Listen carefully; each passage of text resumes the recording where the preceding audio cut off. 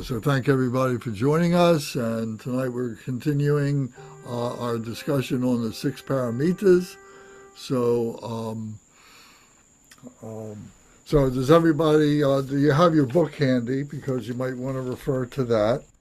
And I'm on page 25 and 26 in this booklet, and flipping through a few other pages as we go. So what we've been talking about are the six paramitas, the six perfections. And they're broken down into three mind trainings. So there's the mind training of, the mind training of moral ethics, the mind training of the mind, and the mind training of superior awareness. So the first one is the training of superior morality. So we talked about that. It was generosity and moral ethics and patience. And some people would include perseverance in that. Then the next one is the meditative concentration, which is all about the intellectualization, and developing the technique to be able to have a meditative experience. So when we begin, we're intellectually getting everything organized in our brain. We're getting all these terms sorted out and so on. And then we have a spontaneous meditation where there's no effort to transcend, to go to that thoughtful or thoughtless place of just being able to be in a state of peace, a state of happiness. And that is the meditation. So we're not forcing the meditation. It just comes naturally as we exhaust all the mental possibilities that we're always going through. And then we come to the transcendent awareness. So this is what we're talking about tonight. This is the final part. This is the superior wisdom aspect of the Bodhicitta, of the Paramitas. So in this, what we are doing is we are experiencing wisdom in its total sense, both in a phenomenal sense, but we're also getting glimpses of it in an absolute sense. We may have that feeling of peace. We may have that feeling of bliss. We may have that clarity of being able to see something that we couldn't see before. We may have that notion of that everything is empty, that we may recognize that all this is emptiness. All the thoughts that are happening in our mind, we're beginning to recognize that and to be able to abide with that. We're able to live with that. We're able to say, okay, all this stuff that we are dealing with is just fragments of or figments of my imagination. And we're all sharing in this. And, so we have all these names for things, but they're all temporary names. It's all temporary experience. And the last part of that was then the unimpededness, that in this state of transcendent awareness, we can go anywhere that we want. It's an intellectual thing that we can guide ourselves in whatever direction we want to go. We can use photographs, we can use books, we can use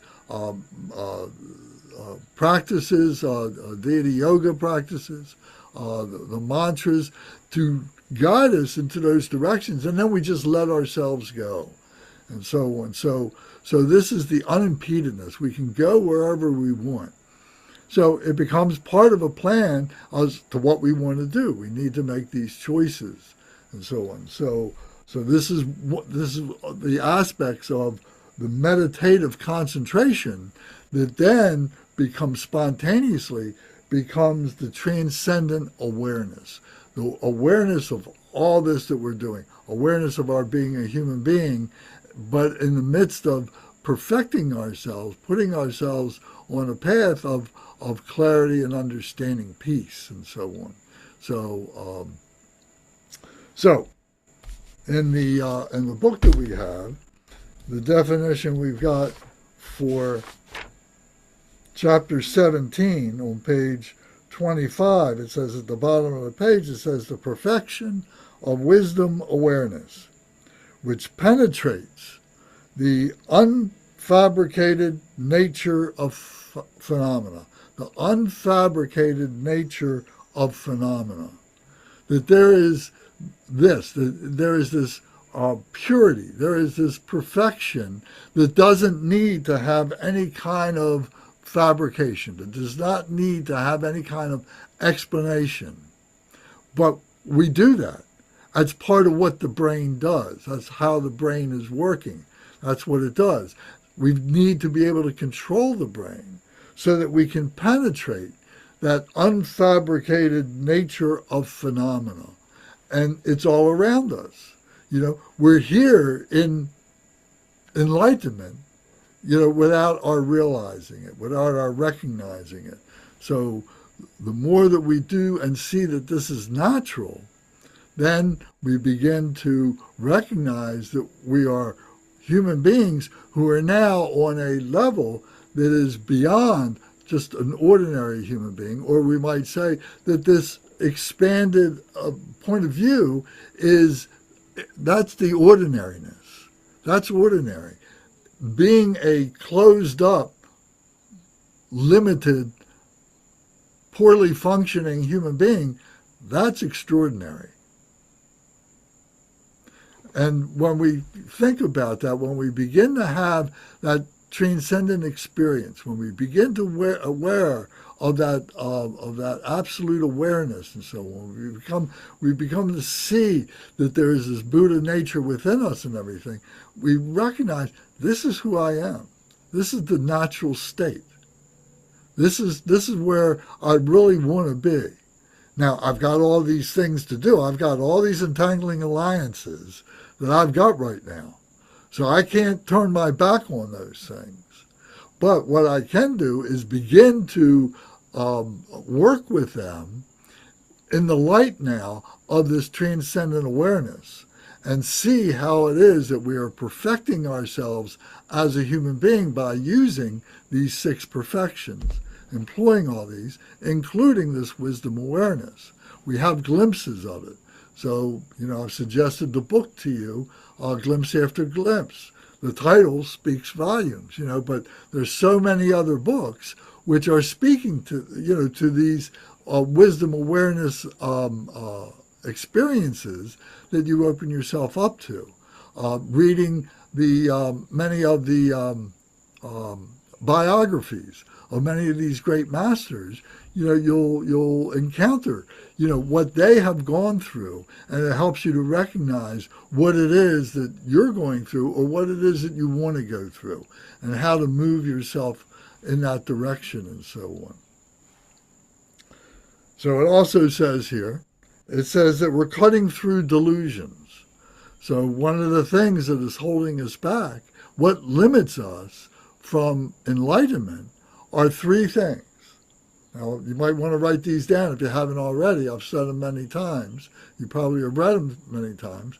But the 3 things that obstruct your awareness of liberation is, number 1, the afflictive emotions.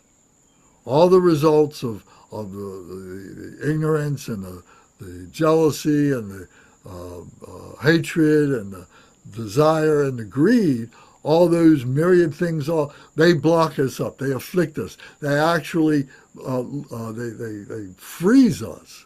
We become immobilized by these afflictive emotions and so on. We become crippled by them.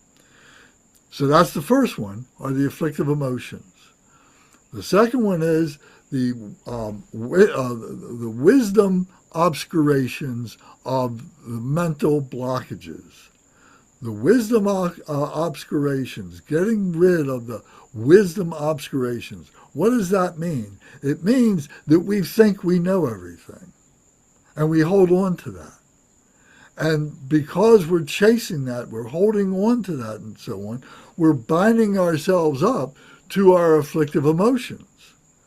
But when we can relax and we can say, you know what, I don't know everything, and I don't have to know everything. There are some things that I want to know. There's some things I need to know.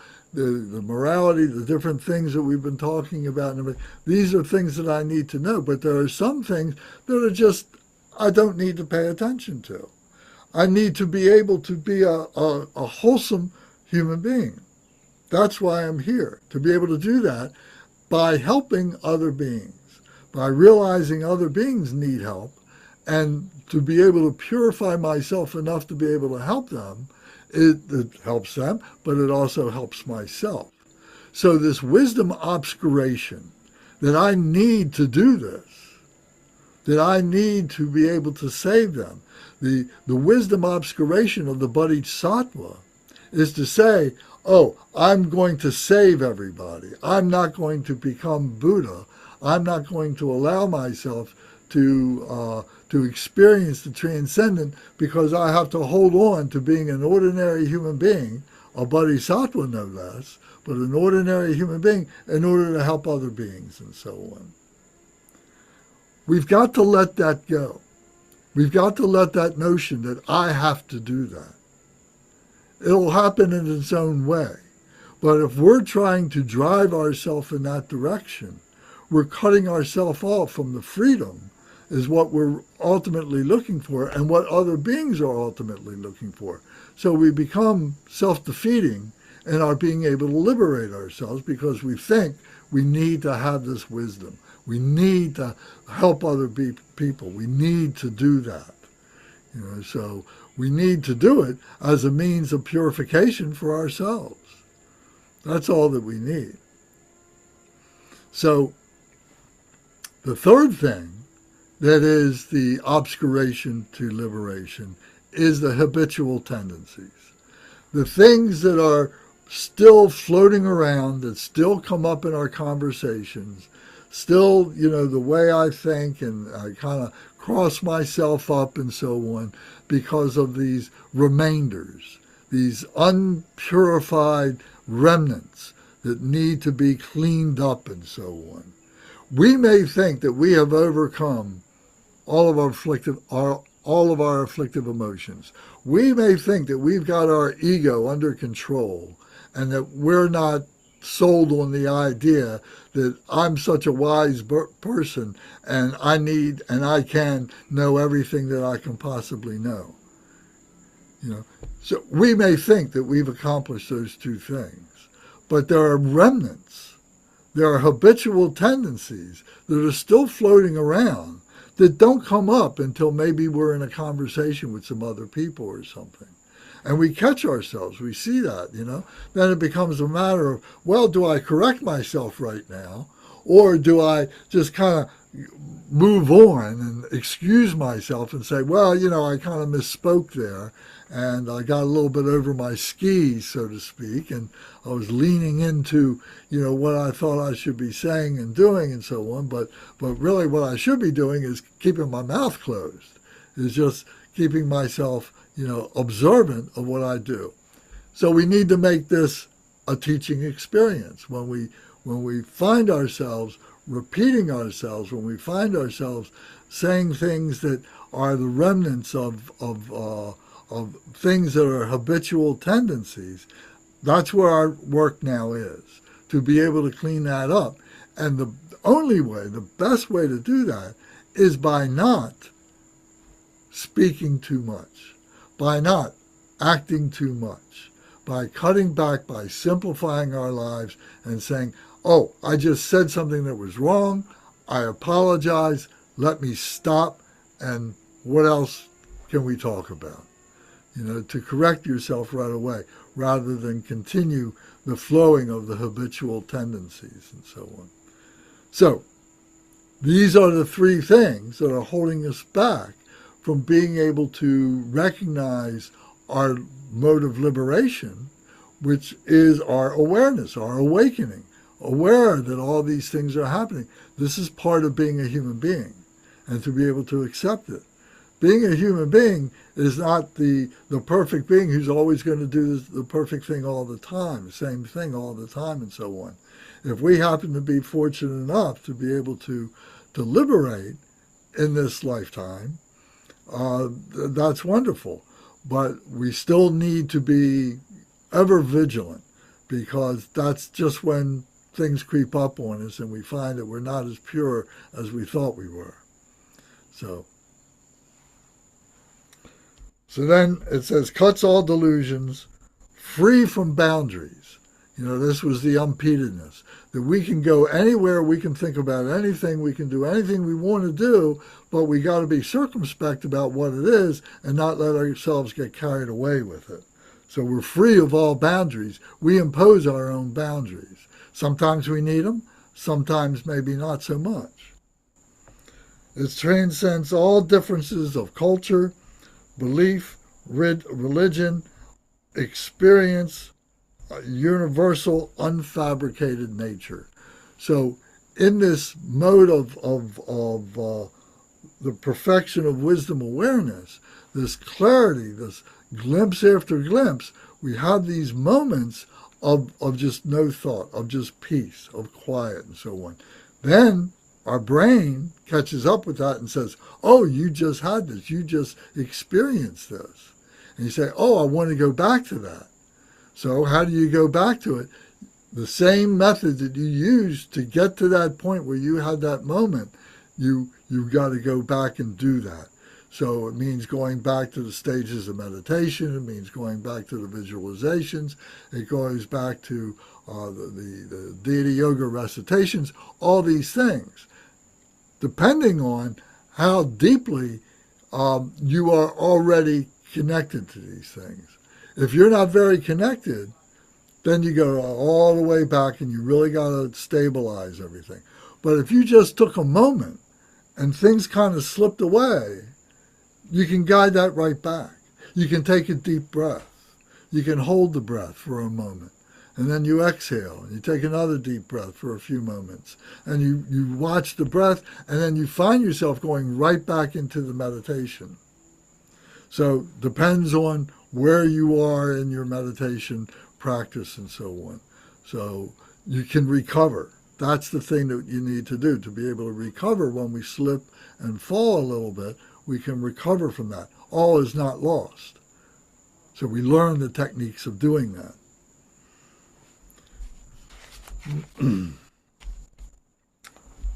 So the next page here in this book here, we're talking about this action bodhicitta. We're putting bodhicitta action. That's what all this is being able to do this for the benefit of other beings. So this training, so now we're talking about the training in superior wisdom awareness. So we need to train in this. In other words, it just doesn't happen automatically. We may slip into it, from our meditative concentration. We slip into the meditation, but it comes from rehearsing it. It comes from practicing it. It becomes from being able to identify the things that interrupt us and so on, and to be able to control those things. So it talks about here, there's 3 levels of knowledge under this heading of transcendent awareness. So the first one is vijnana. So vijnana is the relative knowledge that has been tested and realized as temporary, temporal. It's empty, illusory, objects, the knower. So this is phenomenal nature. This is us as an ordinary human being who's realizing all these things and is realizing that there's a spiritual path, but doesn't identify all the elements of the spiritual path, but realizes that there is this path that's, being a human being, we can access. In the meantime, we're still absorbed with all these things that we see, hear, and do, and all that relative stuff, this relative knowledge that we keep testing and so on. And it's all temporary. We can look at it and we say to ourselves, is this mindfulness that I'm looking at, is it temporary or is it permanent? And when we recognize the temporariness of it, because it's our brain thoughts, then we just let it go. There's no point in keeping to chase it. In our heart mind, it's indestructible. when we realize those heart thoughts, we realize that because they're heart thoughts, they are indestructible. I can have the heart thoughts and they don't go away. It's like saying you're going to stop loving. You're going to stop loving your family. You're going to stop loving yourself. You're going to stop loving your teachers and so on like that. You know, it's just who we are. You know, that's part of what we're trying to express is our love, to try and understand that love, you know, in a very deep, profound sense and so on. So, so this is our heart thought. This is what we're trying to wake up. So the jhana, the next word is the jhana, is the knowledge inseparable from the total experience of reality.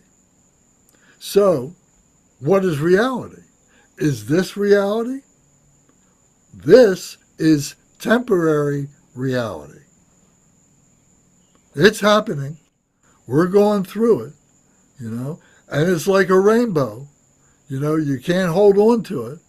As soon as you try and grasp it, it's gone. It's all of that, you know. It's temporary, but it is a reality for us in this temporary sense. And to be able to appreciate that, to be able to recognize that, is getting over the idea of our human wisdom obscuration, thinking that I can know everything. You know, how am I illusory? Why am I illusory? You know, you're not going to find that. You know, it's part of that which we can express. We experience it through the prajna. That's the next word. The prajna is the absolute primordial nature, the innate wisdom, the ultimate reality. This is reality, too. We're talking about temporary reality, but then we talk about this phenomenal reality. There's no words to be able to express this this absolute reality. But when we experience it, it becomes totally transformative. When we realize the temporary, that becomes transformative too, but it's still intellectual. When you really realize that in your heart, and you're willing to let this all go, that's when that's when you come to this ultimate wisdom, that all this is just a fabrication of our imagination, that we all agree on, that, you know, that this is a diamond, and this is a phone, and this is a mirror, and all these kinds of things. We agree on those things, but they're all just temporary things. But what is the absolute wisdom is the realization that there is that display, but from what that display issues forth from is just pure nature, just pure wisdom, pure love. So it's very subtle. It's something that needs to be noted. We need to write it down. We need to think about it because it's so subtle, it very easily like evaporates. But if we start writing it down, like we write a pro and con, you know, about I'm going to make a decision about this, about that are my two choices. So if we start identifying all these things, it helps us to be able to say, oh, I don't need to think about that. Oh, I can let that go. Oh, this is very natural, and I feel very calm with this, and this is the way I want to be. And now I need to change my relative life to be able to facilitate this peacefulness, which is what I really want. And so I got to make choices. Maybe I got to let some things go, some things that, you know, I've been holding on to, my ego identifies with. I think I'm helping other people by doing this, by putting off my liberation, you know, for the sake of other beings. I won't go all the way with my liberation so I can continue to help other beings. This is part of that obscuration of wisdom awareness. So this prajna is the knowing mind that projects is all the appearances, the things that we see, and the way that we project them onto our life. And this is all, when we realize that, this is a perfection of the wisdom awareness. This is a perfection of that. You know, the way our mind does work, the way it works in a relative sense, the way it works in an absolute sense. So how do we cross into the absolute? You know, then becomes the question, how do we do that? So we've talked about this a number of times, and by doing mantra is very important when we do the deity yoga, when we are doing prayers, when we're doing Om Home purification. And I'm not talking about, you know, just doing a mile around. I'm talking about doing 10 mile rounds, doing 15 mile rounds, 20 mile rounds, spending several hours on end doing these practices. Now we're at a point where I can say this to you. If I said this to you last year, 2 years ago, 3 years ago, you say, I'm not going to spend that much time doing these kind of things. You know, I can't do it if I wanted to. But now we've reached a point where maybe we're facing, you know, well, you know, I've made some inroads, I've done some things, but I'm not getting the level that I really want. I'm not getting that sense of cutting through. I'm not getting that sense of vibration. Well, that means you got to step up your practice.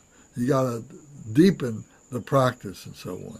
So you'll continue on the path that you're on until you decide, I'm going to now dig in a little deeper and so on.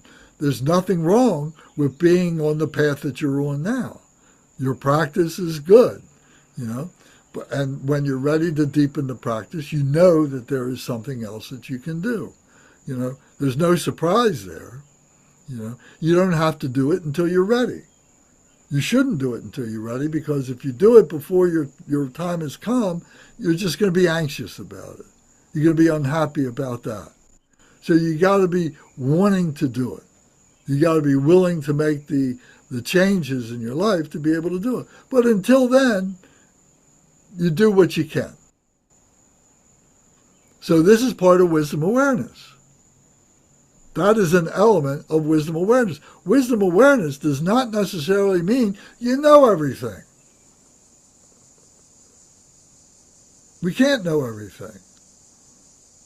It means that you realize that there is a graduated path, and you're on this path somewhere. And that path, and your level of engagement, you know, changes over time.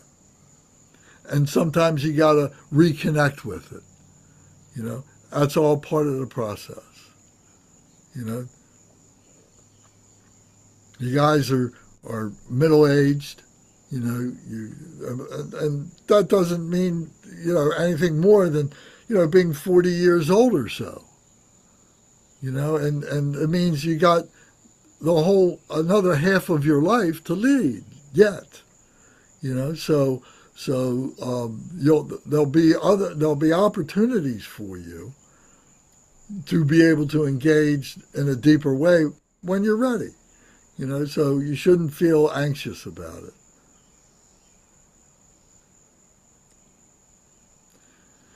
So with the Six Paramitas, so we've been talking about the generosity, we've been talking about the morality, talking about the patience, talking about the meditative concentration, and now talking about the wisdom awareness. But the sixth one is the perseverance for all these things. So I've kind of said this before, but just if you can imagine this, if you got a bracelet, and say your bracelet has just 5 beads on it, you know, and you're wearing it. But the thing that holds the 5 beads together is this string. Is this string that holds the 5 beads together. The 5 beads are the 5 paramitas, are the generosity, the moral ethics, the patience, the wisdom awareness, the meditative concentration, the wisdom awareness is all held together by our perseverance. If we stop becoming thoughtful about our perseverance, it just seems to slip away. It goes away. It holds all this together. Some people will say, and it's not wrong to say it, that common thread that is going through these beads is the wisdom. There's wisdom in generosity, there's wisdom in moral ethics, there's wisdom in patience, there's wisdom in perseverance, and there's wisdom in meditative concentration. Well, that's true too. You can look at it from that point of view. And that's part of the exercises that we go through of meditative concentration, is taking things apart and then putting them back together again from a different point of view. And this gives us a broader horizon, gives us a deeper understanding of what it is to be a human being and all of its permutations. There's so many ways in which we are active. And to be able to recognize those things is how we help ourselves to help other beings. Sometimes these things will come out by helping somebody else. You're talking to them.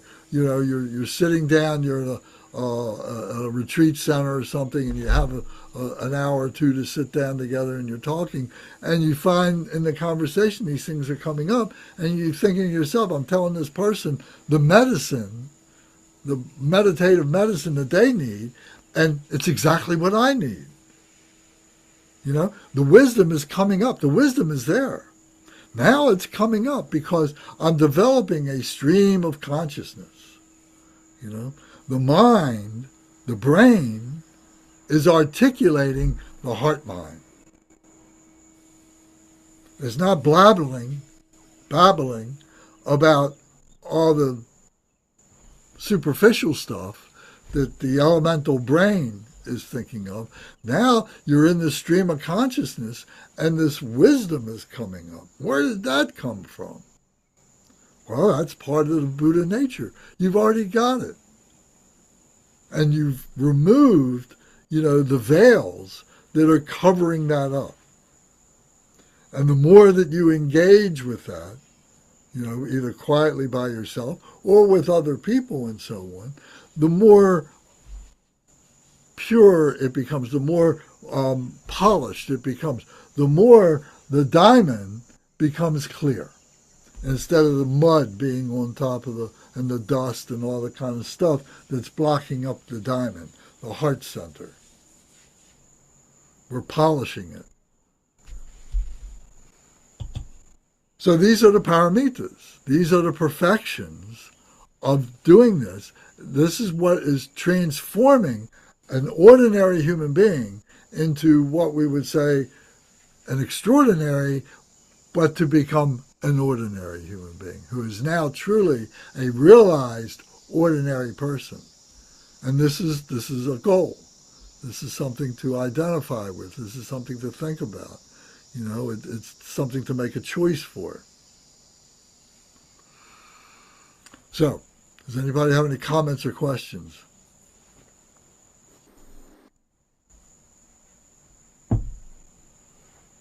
I do. So I wanted to a couple of things. So would you say then that getting back to the training superior wisdom, where it talks about the three different types, vijnana, jhana, and prajna. So so if my understanding is correct, the vijnana is just our dualistic understanding of these concepts like interdependence and impermanence, no self. You know how we conceptually kind of understand those. Where jhana would be the realization, the actual realization of these truths through direct observation. So like not just saying, well, I know everything is impermanent or I know everything is interconnected, but actually experiencing that through meditation. And then the jhana is sort of related to an experience in meditation where the prajna is kind of you've taken this meditative experience and it's become part of your everyday observation of the world. You don't just glimpse it during your meditative experience. Would you There's a say that's stability. There's a stability there. okay? Okay. Now, that Uh, stability may be, it may come and go from time to time. mhm. But, as we become more stable in becoming Buddha, it becomes more stable. And then when you were talking about the six paramitas being connected by perseverance, and then also could maybe be connected by wisdom, and But also by moral ethics or mhm. by patience, you can use the same metaphor for each one of them. Yeah, I was going to say that Thich Nhat Hanh talks about how any part of the Buddha's teachings, they're all and all of the Buddhist teachings are interdependent with each other. So you could take any section of the teaching and connect it to the other teachings and say how they're all exclusive or incorporated with each other. So like all the different parts of the paramitas are necessary for the expression of any single one. You couldn't have generosity unless you also had ethics, patience, meditative awareness, and wisdom all wrapped into it. You couldn't really practice pure generosity without those other ones, involved. And it made me think of a funny experience that I had. My wife and I, so we live in St. Joe, right? And South Bend is just down the street. And South Bend is Peter Buttigieg was used to be the mayor of South Bend. I don't know if you remember that before he became the Secretary of Transport and before he ran for president, he was the mayor of South Bend. Right. So when he was in the mayor of South Bend, we went down there for the show, All Things Considered, or is it All Things Considered? No, it's Wait, Wait, Don't Tell Me. That Oh, that the yeah. show on NPR, right? Right. And so Peter Buttigieg was the celebrity guest. And what they made, the game they made him play was and they would bring up some obscure topic, and then he had to relate it as quickly as possible to something great about South Bend. Oh, So anything, they would just throw out some random thing like Michelangelo, and then he would say, "Well, actually, we have a sculpture in the St. Louis in the South Bend Museum that's made by so and so who was a contemporary of Michelangelo." He like knew, he knew so much that anything you said, he could come up with something that was connected to South Bend.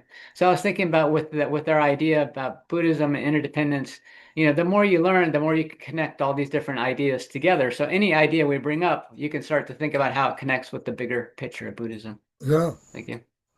Yeah. And that's the matrix that I refer to sometimes, because everything is interconnected with everything else, so it's a matrix. Zara, did you have something? This was more just, I know this is being recorded, but one of the things that has helped me tremendously, probably in the last 3 months, just because of my background, I know you two are musically inclined. I'm more athletically inclined, like sports athletic. Is I literally started taking what we're doing, just or what I'm doing, trying to understand all this, and we're working towards enlightenment, right, as the goal, right? Um, the way an elite athlete is training for a world record, right? Like the way an elite athlete is so disciplined, they know exactly what their focus is. They get up every day at 5. They have the same habit behaviors. So as you were talking about 15 minutes ago about slowly you start letting go of things and you have this very laser-like focus in your life, that happened for me like 3 or 4 months ago where I really was like bodhicitta and all the habit behaviors. I'm like, your goal, because they did Ironmans and all this stuff, and it required a meticulous level of discipline, physical and also all these other habits. But when you shift focus and say, my goal is enlightenment, like that's my world record, these are the habits, right? And it became easier because like that's so familiar to me, like that type of training where I'm like, okay, instead of you doing a physical like Ironman for 12 hours, this is enlightenment. And that requires, like today, I'll give you a good example. I had a 1 hour break, and normally I would have started doing like clinical notes, but instead I was like, no, this is what Lance is talking about. Sit down and meditate. Like the clinical notes will always be there.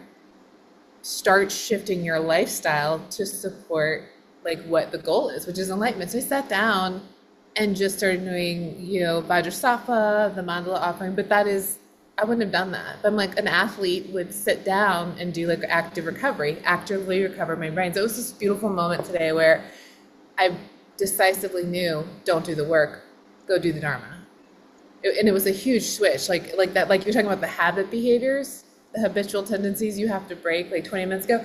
Something just shifted, and it was easy. It was so easy. There was no conflict. It was almost joyful, just to be like, oh, I'm just going to sit, and I don't have any anxiety about the clinical work, and it's going to be okay. So it was just a beautiful moment. I'm listening to you talk to us about this, and it's happening for me right now, where I'm just like kind of embracing the shift, what's naturally, organically happening. So thank you. Very good. Thank you for telling that story. Thank you.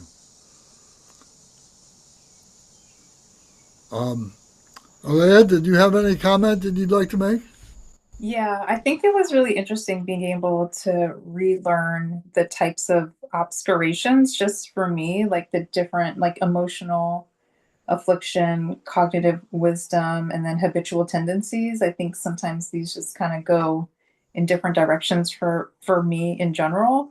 So being able to kind of like put them in this order in my brain and what those look like, because I feel like I've actually been experiencing them more often and putting them into these categories now that I think about it, because I feel like I'm almost a little nervous to meditate sometimes, but when I do, I really feel like I've bumped up against this accumulation of a lot of these obscurations. And it's like this cleansing type of thing where I'm like, oh, I really need to sit with these thoughts and have like true awareness so that I can kind of clear them up and have that meditative concentration to really process them. So I think I've been trying to get better at doing that. It's just been like a slow process, but I've realized how necessary it is, because just like you said, and Zara has always told me, it's like, we're in this matrix and this facade of this world and this life, and I've had to like really bring my mental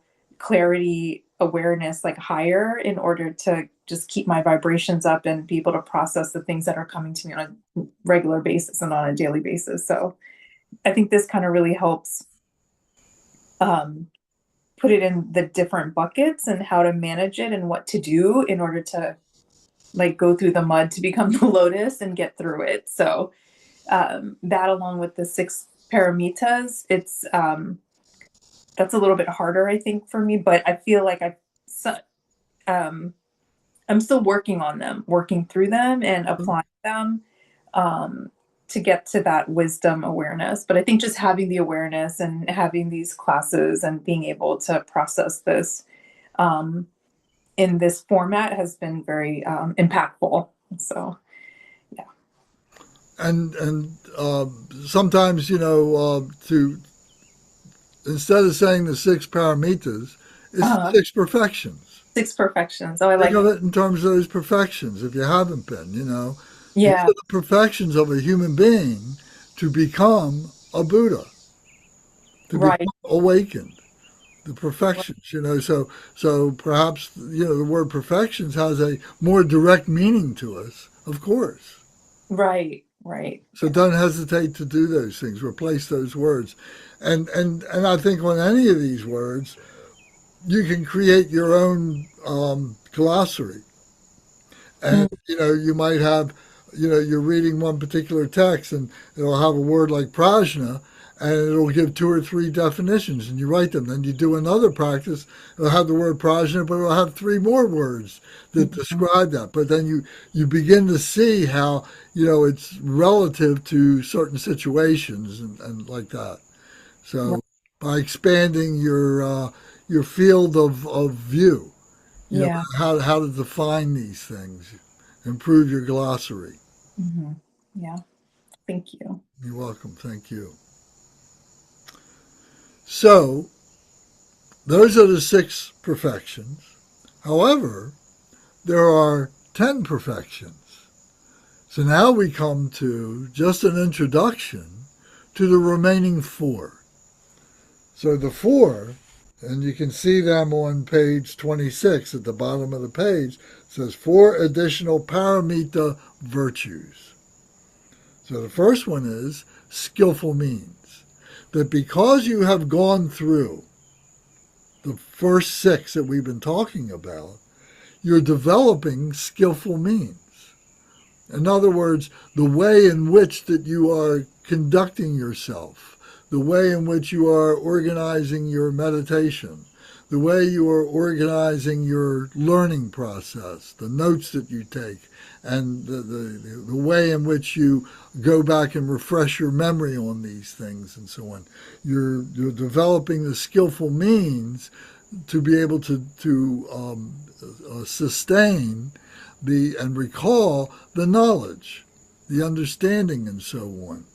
And then you're doing that also for the benefit of other beings, because you become more useful to other beings with your skillful means to be able to help them. And sometimes that's the best kind of teaching.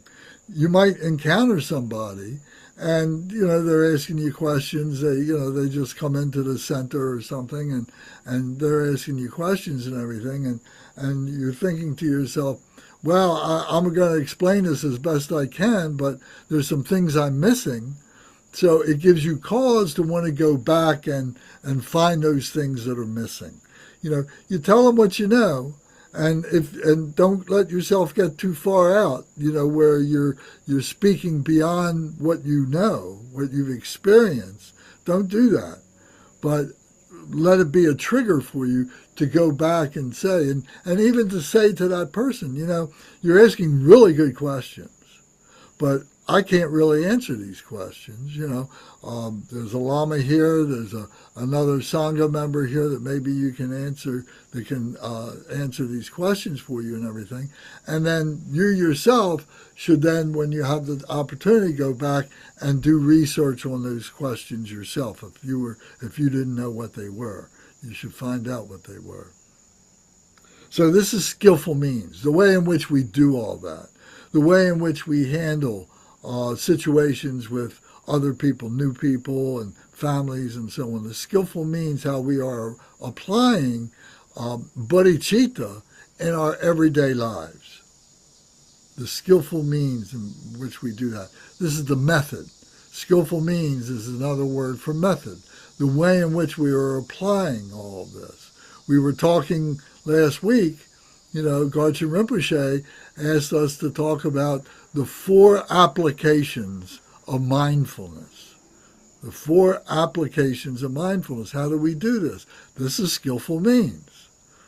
So we talked about that. We talked about that there is there's the body, there is the feelings, the sensations that we have, there is the mind, there is the intellectual mind, but also the heart mind, and there is the phenomenal nature of this. What is the being mindful of these 4 applications, which we are coming to recognize in a more of an enlightened way, more of an enlightened open discussion. It's just not one thing. It's not tied in a box. It's very open, and we're seeing the ways in which it manifests and so on. So this is skillful means, the virtue, the paramita, the perfection of skillful means. The next one is vows, wishes, and aspirations. So vows, wishes, and aspirations. So this is making choices. This is saying, I'm going to vow to myself. I wish that I could make this vow to myself. And I am going to aspire to do that. I can't do it now, but I aspire to do it. It's kind of to me, it's always a way of a pure desire. I desire lust. I desire all the comforts of being a human being, all the pleasures of being a human being. I desire that. But I aspire to be able to raise myself above those things. I aspire to be lofty. I aspire to be a practitioner. I aspire to be a yogi, yogini. I aspire to be a bodhisattva, etc., etc. I aspire to do these better things. So the aspirations, the wishes, the wish that I could do this. Wishes are kind of wishy-washy, but when we take them seriously, and see that we're the ones who is not fulfilling the wish. If we make the wish, we got to fulfill the wish, and I'm taking a vow to do that. I'm promising myself. And not that you got to promise anybody else, not that you got to promise the Lama or your friends or anything like that. If you feel that that's a need to do that, well, okay, but just be careful. That can be a landmine for you, because then you get anxious if you're not doing something and so on.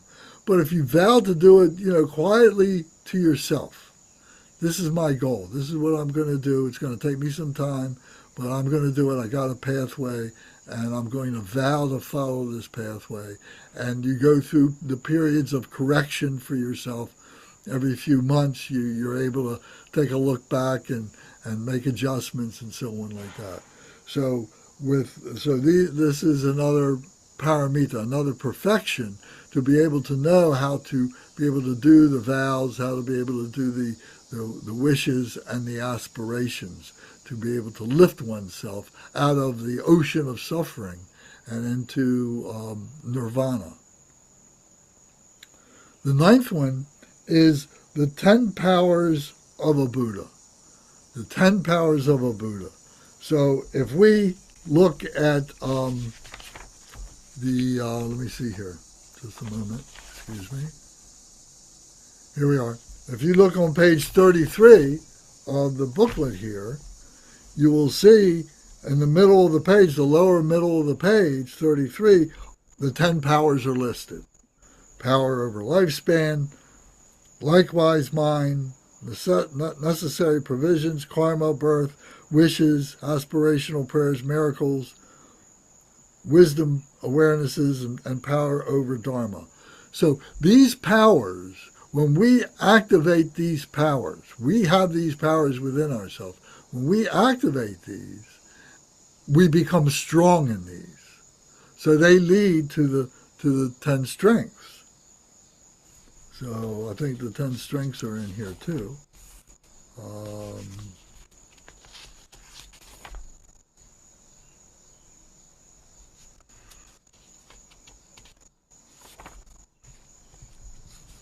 Sorry, maybe not, but you could do a search for them. You could write me and I will send you the 10 strengths. You can find it in the book. You can find it in the JEWEL Ornament of Liberation, the 10 strengths. So they are the activation of these powers. So these 10 powers are the Buddha's strengths, are being able to manage these things, to be able to use these things, to become stable and confident in these things, in myself and in my practice. Then, the fear that I'm not doing this right, that I'm mistaking things, I'm getting wrong views or something like that, becomes overcome. Because the fear should be that you're not doing these things and you're living some kind of a lie. You're studying these things, but I'm a hypocrite and I'm not practicing these things. Being hypocritical. So recognizing these things and taking responsibility for these things are the perfections.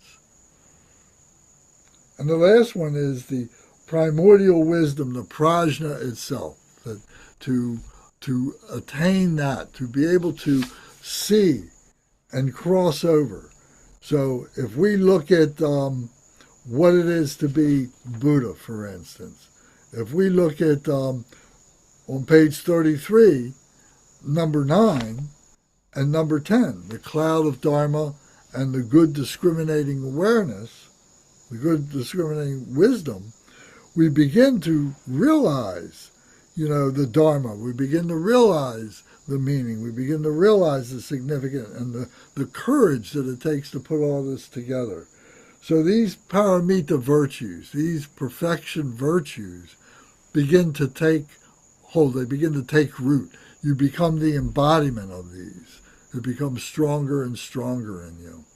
So this may be the first time you're hearing this, seeing this, and so on, but it's the kind of thing that we come back to over and over again, either as a group or individually, to be able to do these things, to go through this booklet. And if you don't understand exactly, it's too sparse, the explanation, turn to the JEWEL Ornament of Liberation and read that particular chapter and see what you can glean out of that. So these are the 3 trainings of the 6 paramitas. And this is the putting the bodhicitta to action by doing this for the benefit of others. This is why we're doing this, for the benefit of others. We get the side benefit of helping ourselves. But when our motivation is for the benefit of others, then that keeps our wheels on the track. That's where we want to be.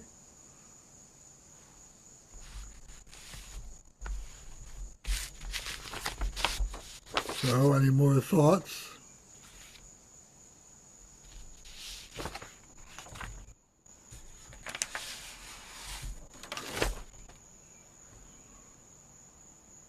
Oh, I shared in the chat.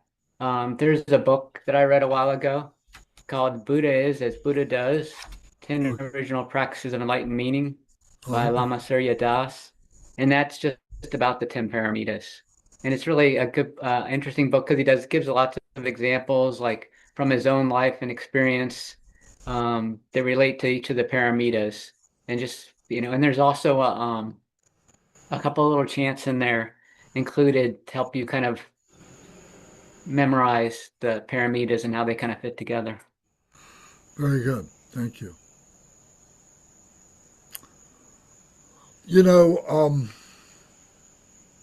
One of the things, we're engaged in becoming a practitioner. We're doing the Nunjo practice. We're doing the Fivefold Path of Mahamudra and so on like that. And don't forget the reason why. Don't forget, what it is that we're doing, what the elements are, what the pieces of it are. And don't forget, how it is that we're doing this, how it is that we're choosing to engage in this, how we're perfecting it and so on, the what, the why, and the how. So don't forget that, why we do these things. And to be able to, in the Nunjo, the first part of the Nunjo is the refuge prostrations that we do. And what are we doing in those prostrations? We are bowing, we are honoring all the great masters, our mothers and fathers, our brothers and sisters. All of them are part of the visualization of the prostration. We're bowing to that. And in the West, that's a very difficult thing for Westerners to do.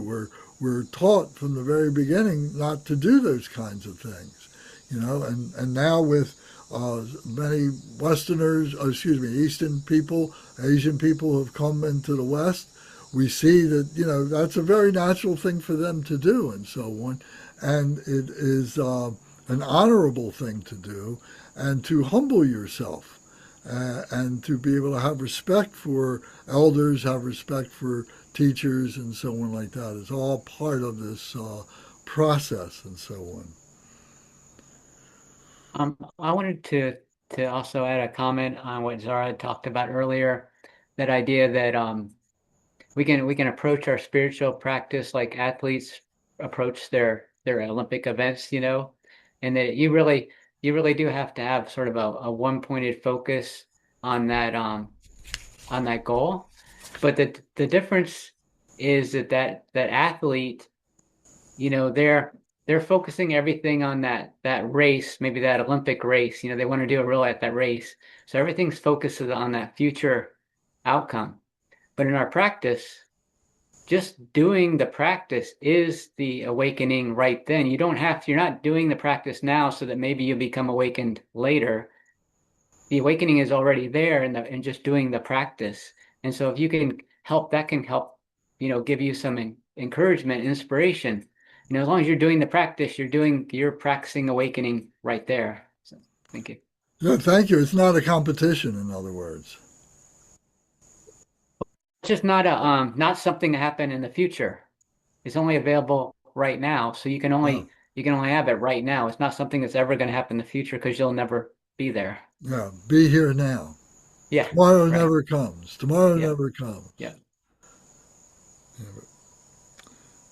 There are 5 hindrances that sometimes get in our way. These aren't the blockages. We talked about the obscurations, which are much more serious, but these hindrances are just the nagging things.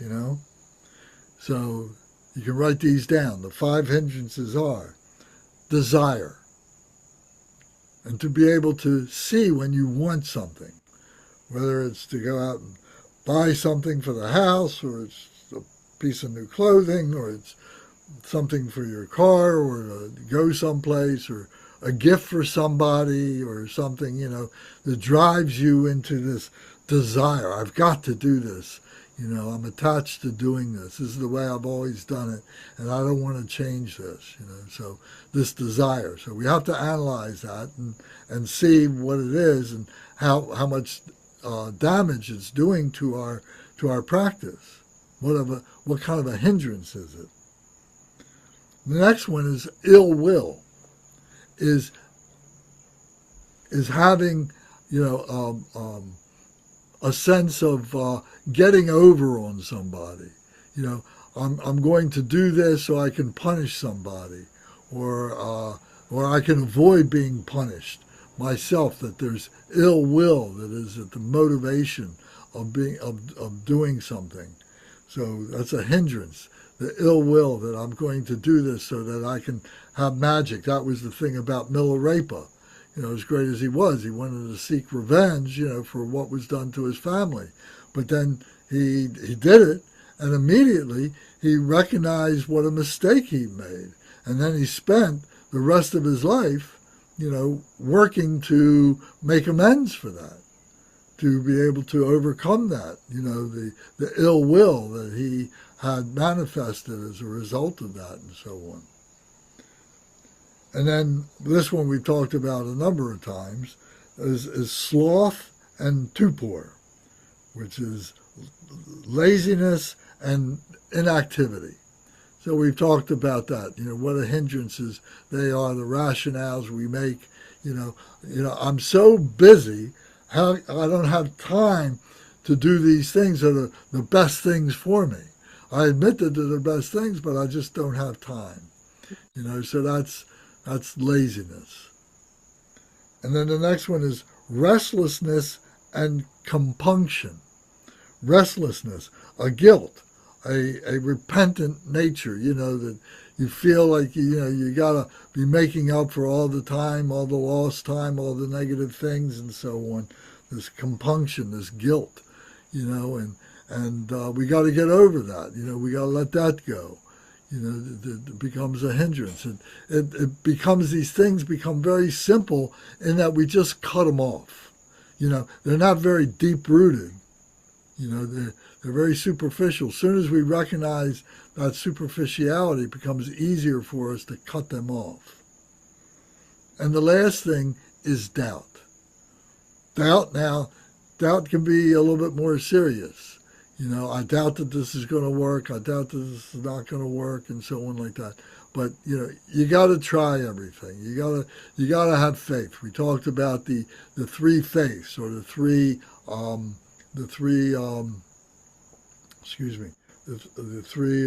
trusting, the trusting in the teacher, the trusting in the message, and the trusting in the clear faith. That what you have experienced, what changes you have gone through, is a result of having done the trust, having faith in these processes, and so on like that. So the elimination of these 5 hindrances is the precondition for attainment of the 4 stages of absorption. The 4 stages of absorption, of becoming the embodiment of bodhicitta, becoming the embodiment of the wisdom, the prajna, becoming the embodiment of the 5 paramitas, and so on. So there's a whole other discussion with that, but just generally, to be absorbed in the Dharma, to be absorbed in the Buddha nature, to see that's your true nature.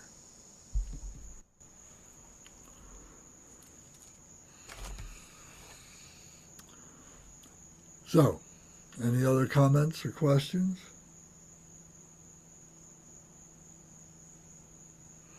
I was just going to say, I feel like I have spent a lot of time, maybe up until like recently, like the last maybe 5 years of my life, in that restlessness and worry state. I definitely have a lot of the overactive, anxious mind, and kind of like almost like guilt, remorse about like past actions or what's already happened in life. And I think being able to move past that is like kind of when that enlightenment started occurring, and like that spiritual evolution. So it's been hopeful to understand why it doesn't matter that much, and those things have already happened, and that you really do have to live in the moment in order to really move forward and go through your, I don't know, purpose in life. So I think it's been a very enlightening experience for me to understand what that is, and that it's part of the five mental states also. So yeah, that's been a tough one for me. Well, very good that you recognize that and you're moving in a forward direction away from that, being able to overcome that. Yeah. Not being, very good. Thanks. Yep.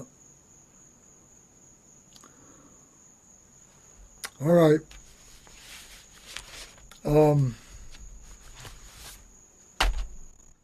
So we'll leave it here for tonight, and we'll continue our conversation next week. I think there might be one or two things that we need to cover in the Jewel Ornament Liberation. I'll take a look, and if you happen to recognize something that we haven't covered that you want to cover, just let me know, please. But I'll go through my notes and make sure that we were covering everything. I've moved a few things out of order. This was action bodhicitta, so now we need to tighten up on what aspiration bodhicitta is. We see what this action is. We need to tighten up on the aspiration of having the right motivation. And so I think next time we're going to speak about that. So, all right. So, Gunga, would you mind doing the closing prayer, please? Sure. This is a dedication prayer by Lord Jigten Sumgon, page 36. Glorious, holy, venerable, precious, kind root lineage lamas, divine assemblies of yidams, an assembly of Buddhas, Bodhisattvas, yoginis, yogins, and dakinis, dwelling in the 10 directions. Please hear my prayer. May the virtue collected in 3 times by myself and all sentient beings in samsara and nirvana, in the innate root of virtue, not result in the 8 worldly concerns, the 4 causes of samsara, or rebirth of the Sravaka or Pradika Buddha. May all other sentient beings, especially those enemies who hate me and mine, obstructors who harm, misleading maras, and the hordes of demons, experience happiness, be separated from suffering, and swiftly attain unsurpassed, perfect, complete, and precious Buddhahood. By the power of this vast root of virtue, may I benefit all beings through my body, speech, and mind. May the affliction of desire, hatred, ignorance, arrogance, and jealousy not arise in my mind. May attachment to fame, reputation, wealth, honor, and concern for this life not arise for even a moment. May my mind stream be moistened by loving kindness, compassion, and bodhicitta, and through that may I become a spiritual master with good qualities equal to the infinity of space. May I gain the supreme attainment of Mahamudra in this very life. May the torment of suffering not arise even at the time of my death. May I not die with negative thoughts. May I not die confused by wrong view. May I not experience untimely death. May I die joyfully and happily in the great luminosity of the mind as such, in the pervading clarity of Dhammata. May I, in any case, gain the supreme attainment of Mahamudra at the time of death or in the bardo. Om Ahum. Om Ahum. Om Ahum. May my body, speech, and mind become inseparable with the body, speech, and mind of all the enlightened ones for the benefit of all sentient beings. Thank you, Kunga. Thank you, Zara. Thank you, Leah. Thank you very much. Thank you. Yeah. Thanks. See you later. Bye, everyone. Good night. Bye. Good night. Good night.